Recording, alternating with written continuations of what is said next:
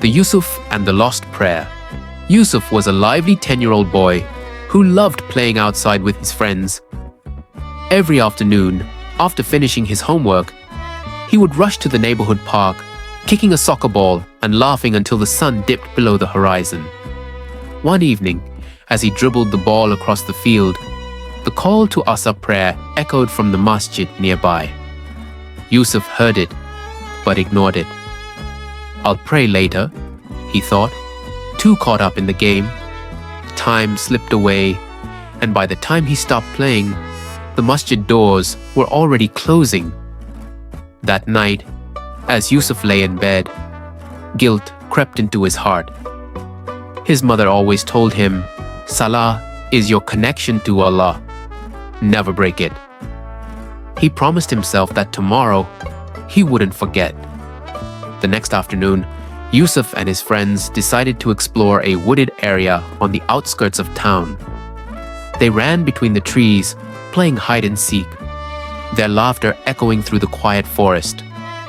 Suddenly, Yousaf realized he had strayed too far. He turned around, but everything looked the same. The trees loomed tall, and the paths twisted in every direction. Panic gripped him. His friends were nowhere to be seen. The sky turned orange as the sun began to set. He called out, but no one answered. His heart pounded. What if I never find my way back? Then, a thought entered his mind.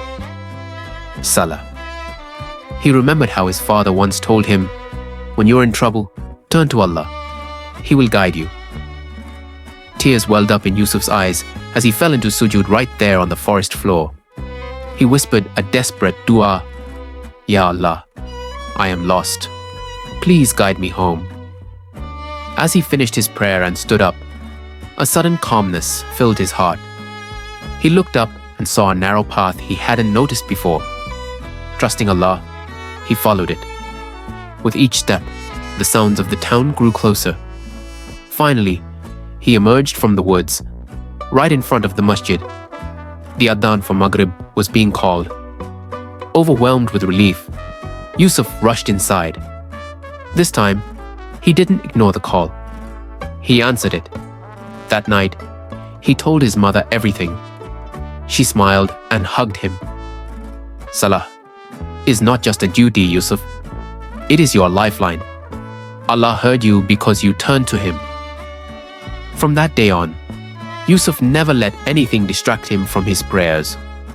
He had learned that Salah wasn't just a ritual.